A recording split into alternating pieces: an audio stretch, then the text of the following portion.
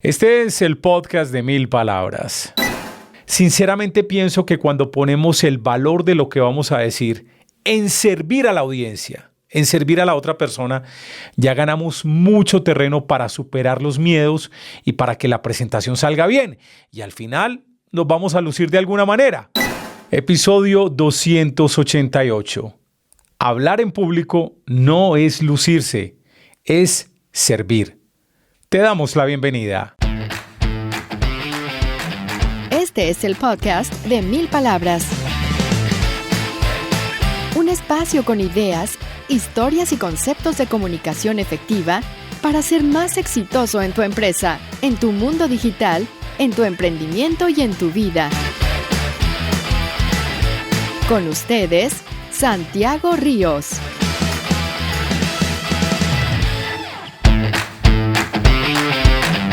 Hola, ¿qué tal? Bienvenido a esta nueva entrega de nuestro podcast sobre comunicación efectiva. Quincenalmente entregamos, yo creo que muy buenos tips, consejos, historias, reflexiones sobre comunicación efectiva desde diferentes ángulos. Ya tenemos de tiempo atrás un episodio sobre hablar en público. Yo creo que hay varios. Vamos a linkear esos episodios en las notas de para que los consulten. Están en versión en audio únicamente. Si están en YouTube, les recomiendo que vayan a un directorio de podcast de audio para que busquen esos episodios. Vamos a linkearlos y yo creo que van a obtener muy buenas pistas sobre cómo hablar en público. Pero hoy puntualmente nos vamos a referir a ese aspecto que mucha gente confunde cuando se trata de dirigirse a otras personas. Y es que primero que todo se quieren lucir, quieren llegar a ser memorables, pero porque son muy lucidos hablando en público y no están realmente impactando a la audiencia. De eso hablaremos en este episodio, de por qué es importante servir y no lucirse cuando hablamos frente a una audiencia. Les cuento antes que nos acompaña en la producción y publicación de este episodio, John Edison Montoya. Voy a partir de un principio básico sobre este tema de lucirse o no lucirse cuando hablamos en público. Lo primero es reconocer que hay mucha gente que le da miedo a hablar en público, de tal forma que se van a preocupar en cómo se visten, cómo hablan, si tartamudean mucho, si el sonido está bien, si no sudan, si mueven las manos más de la cuenta o si no las mueven en absoluto. La gente se preocupa por eso y está bien. Pero yo creo que ese miedo se bloquea en parte si nos metemos en la cabeza que lo que tenemos que decirle a los demás les va a impactar, les va a servir para algo, les va a dejar huella. Yo tengo una costumbre que la he compartido aquí en este podcast y casi siempre lo hago, a veces se me olvida, pero yo digo, cuando yo voy a hablar en público, cuando voy a dar una presentación o cuando me entrevistan o cuando voy a hacer este podcast o cuando me voy a reunir con un cliente, yo le pido a Dios, porque soy católico, le pido, Dios, por favor, ayúdame a que esto salga bien para la otra persona, a que le sirva para algo, a que le deje huella, a que le deje alguna cosa de valor. Te pido ese favor, ¿sí? Bueno, primero me enfoco en la otra persona antes de lucirme yo personalmente. Sinceramente pienso que cuando ponemos el valor de lo que vamos a decir en servir a la audiencia, en servir a la otra persona, ya ganamos mucho terreno para superar los miedos y para que la presentación salga bien. Y al final nos vamos a lucir de alguna manera. Pero no poner el lucimiento, no poner esa vanidad como objetivo principal de nuestra presentación. Me quiero referir a este tema y lo voy a juntar un poco con algo que quiero hacer desde hace rato, pero todavía no tengo el insumo suficiente y quisiera hacerlo con alguien que tenga más autoridad sobre el tema. Y es la comunicación efectiva que tienen los sacerdotes en la misa. Pero me voy a referir a eso un poquito en este momento. Y créanme que no lo voy a hacer desde la perspectiva, sí, ya les dije hace un momento que soy católico, pero lo que voy a contar acá no va a ser desde la perspectiva así, como se dice, así excesiva, represiva, inquisidora, ni les voy a imponer ningún dogma religioso, ni mucho menos. Porque lo que voy a contar aplica para todas las situaciones empresariales, familiares, educativas y claro, espirituales también. Pero es que el tema de este episodio de hablar en público no es lucirse, sino servir. Lo traigo por una celebración de una misa que estuve recientemente. Se murió alguien conocido, estuve en la misa acompañando a los familiares y me encontré con un cura. A ver, obviamente yo sé cómo es la celebración de una misa, pero no es que sea experto en los ritos, ni en latín, ni mucho menos. Entonces, por ejemplo, lo primero que advertí es que el cura hablaba como: hola, hijos míos, porque hoy tendremos, no sé, una cosa rarísima, como poniendo, como engolando la voz, como un locutor deportivo. Una cosa así absurda, yo no sé, a todas luces impostado. Es decir, el tipo estaba más por lucirse que por acompañar, que por servir a la familia que estaba despidiendo a su ser querido. Tuvo otra cosa que me llamó mucho la atención y era que decía, cuando estaban cantando Cristo, ten piedad, tenía otra cosa que con otro ritmo de esa canción religiosa, no decían exactamente Cristo, ten piedad, sino otra cosa que se me olvida. Pero en lugar de decir Cristo, él decía Cristo, ten piedad, Cristo. Y yo decía, Cristo, es Cristo, no Cristo. Aunque pensé y le di el beneficio de la duda y dije yo, ¿esto será latín o qué? De pronto es latín, porque yo no sé latín y el tipo está diciendo Cristo en lugar de Cristo. Después, cuando usaba la palabra ti, es que no me acuerdo en qué canción era, pero digamos que fuera esta canción, que no fue esta, que era, hay una canción de iglesia que dice, el Señor hizo en ti maravillas. Bueno, él cantaba, el Señor hizo en te maravillas. En te. ¿Cómo que te es ti? Pero claro, ese es el lucimiento que le sale muy mal. Y yo creo que aquí el objetivo, sobre todo en una misa de estas, es que no es una misa de rutina del miércoles a las 6 de la tarde. Era una misa para acompañar a una familia que estaba despidiendo a un ser querido. Y hay que tener mucho cuidado con esto. Estoy mencionando lo de la iglesia porque hay algo que también tengo en la mente desde hace rato. Bueno, les decía, quiero entrevistar a alguien que me hable de los curas realmente qué hacen para motivar, impactar, congregar audiencias. Porque muchos van a la misa por obligación, pero no nos digamos mentiras. Hay curas muy aburridores, muy malucos. Muy, de verdad. Hay otros que tienen un cuento bacano. Hay unos que se pegan al dogma así a rajatabla y todo es como lo dice la Biblia, pero aplicado a la era cuando nació Cristo. No mentiras, cuando nació Cristo, aplicado a esa era y no aplicado a la vida actual. Hay otros sacerdotes que toman elementos y cosas que nos pasan actualmente y lo acomodan con la palabra. Y esos son los más interesantes y ponen casos concretos y no se alargan mucho y estructuran su comentario, estructuran su sermón, su palabra con base en hechos reales y en casos prácticos. Hay un cura que me gusta mucho a mí, que era padre del colegio de las niñas del Marymount, de mis hijas. Lo pueden encontrar en YouTube. Yo no lo he vuelto a seguir por una sencilla razón, porque las misas con él son muy largas. Pero el señor cuando habla es impresionante. Se llama el padre Pedro Justo Berrío, por si lo quieren buscar en YouTube. Es muy bueno, de verdad. Es muy bueno. Hay momentos muy duros en la vida por los que tenemos que pasar y no los podemos evitar para poder recibir cosas nuevas. Y hay otros padres que terminan pues aburriéndolo a uno o volviéndose protagonistas ellos mismos. Pero el padre, al igual que cualquier persona que esté comunicando, tiene una responsabilidad con la audiencia. Y también tiene una responsabilidad con la institución a la que está sirviendo.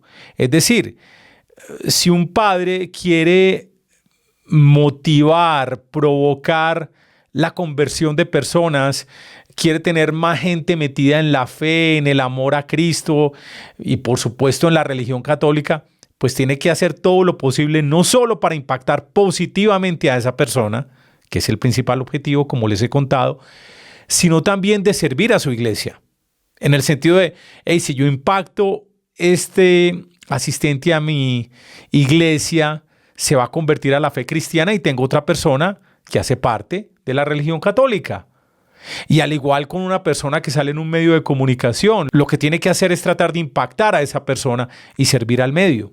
¿Sí entienden? Eso es lo que quiero hacer yo, por ejemplo, acá. Yo trato de impactar positivamente a quien me esté viendo, porque al final de cuentas eso impactará el desempeño de mi empresa. De alguna manera lo va a lograr. Vuelvo con el tema de la iglesia. Hay algo que también quería compartir y me llamó mucho la atención. Alguna vez cuando estuve yo donde mi psicóloga, creo que fue la primera psicóloga que tuve en la vida después del colegio, y fui por mero ejercicio que me pidieron en mi casa cuando estaba pasando a edad adulta y quizás no me veían muy cuerdo en la casa o me veían con ciertas situaciones. Entonces fui donde una psicóloga y la psicóloga me encontró muy esquemático con ciertos paradigmas. Me dijo, léete este libro, te compras este libro y te lo lees. Y yo no entendía por qué realmente, pero después lo comprendí. Era un libro que cuestionaba como los paradigmas de cómo tenían que ser las cosas. El libro se llamaba Risus Pascalis. Risus Pascalis. En español, Risa Pascual. Y resulta que el libro habla de una tradición medieval dentro del cristianismo en la que durante la misa de Pascua los sacerdotes contaban chistes o hacían bromas desde el púlpito para provocar las risas de los fieles. La intención era expresar la alegría por la resurrección de Cristo e incluso ridiculizar simbólicamente al demonio. Con el tiempo esta práctica se desvió. En algunos lugares se introdujeron actos considerados inapropiados o incluso obscenos. Sí, había sacerdotes que mostraban su miembro en la iglesia. Lo hacían. Esto generó críticas de las autoridades eclesiásticas y por ello el llamado Risus Pascalis fue prohibido por la iglesia, especialmente en los siglos XVI y XVII. ¿Ah? ¡Qué interesante! Los curas con esta práctica extraña en ese tiempo, con ese objetivo de atraer la gente, de motivarlos a que hicieran parte de la Iglesia Católica. Ahí la pregunta es, si yo con una risa, con un chiste o con un acto obsceno puedo impactar positivamente a esa audiencia. Ya es una pregunta que tenemos que hacernos. Hace como 3 años también en otra misa, un padre estaba hablando de la importancia del amor y se le atravesó un chiste súper pendejo. Es que, papi, pero ¿para qué hacer el amor si el amor lo venden hecho? No me dio pena ajena, de verdad, de ese chiste tan idiota. Pues en ese contexto sobre todo, en ese contexto de iglesia, de misa familiar de domingo a mediodía. De verdad que no tenía sentido. Antes de 5 puntos claves de por qué hablar en público es servir a los demás y no lucirse, voy con la última historia que me acabo de acordar, ya que nos metimos con las misas y con los curas. En la parroquia cerca a mi casa había un cura que en su sermón y en el guión normal que tienen los curas en su celebración, el tipo incluía la palabra hijitos míos. Hijitos míos. Qué condescendiente, qué molesto, qué horrible de verdad. Hijitos. Bueno, que me diga hijo está bien, Pero hijitos míos, yo alguna vez me puse de ocioso a contar las veces que decía hijitos míos y lo dijo como 23 veces en media hora. En 40 minutos que duró la misa, lo dijo 23 veces. ¡Qué molesto! Hijitos míos. Y tampoco era bueno. Entonces decidí no volver a esa misa. Luego regresé a esa parroquia, cambiaron de padre y yo no sé, regresó como otro cura con la reencarnación de hijitos míos. Yo, ¿pero de dónde sacaron esto? Es que es demasiado condescendiente, es peyorativo. Los diminutivos no son buenos para nada y eso es motivo de otro episodio de este podcast. El uso indebido no, es que yo creo que uno nunca debería usar un diminutivo. Es muy molesto de verdad. Entonces el nuevo cura, atención, que este sí habla muy bien y tiene cuentos muy interesantes y muy bonitos y habla concreto y tiene sus historias, pero también se le pegó lo de hijitos míos. No. Muy molesto de verdad.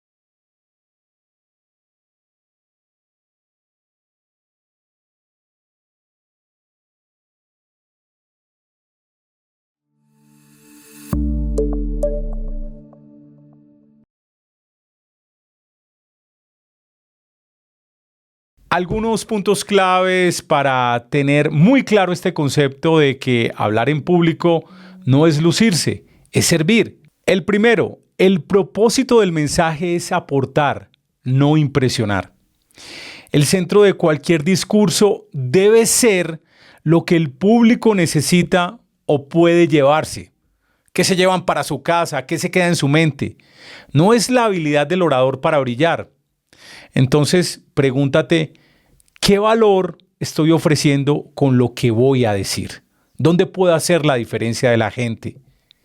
Segundo punto importante, el ego es ruido. Conectar exige humildad. Cuando un orador habla para validarse a sí mismo, pierde conexión con la audiencia. Aquí es muy importante también entender cuando una persona, por ejemplo, representa una empresa o una marca, el entender que el ser vulnerable genera una conexión. Porque la gente va a percibir, a este señor le ha pasado lo mismo que a mí. Ha tenido el mismo problema. O este señor tan importante que es presidente de una empresa, o este sacerdote, para seguir con el tema, también ha pecado, también tiene sus problemas, también se ha equivocado. Y reconocer esa vulnerabilidad te conecta más con el público al que le estás hablando. Servir implica escuchar, observar las reacciones y ajustar el tono.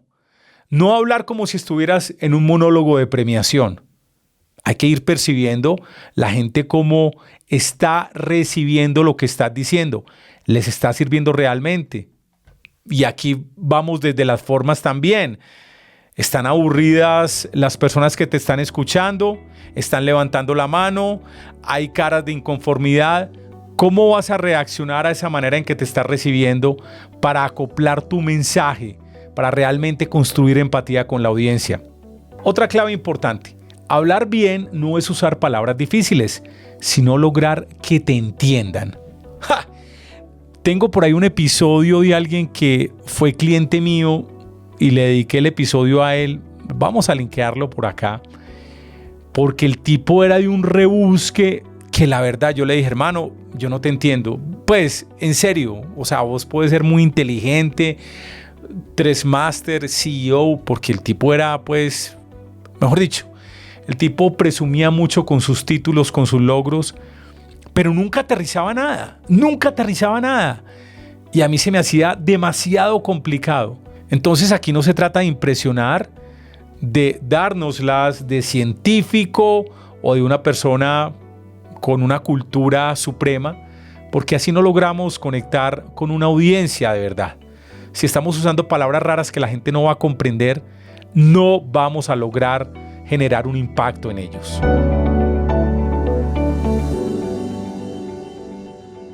Cuarta clave.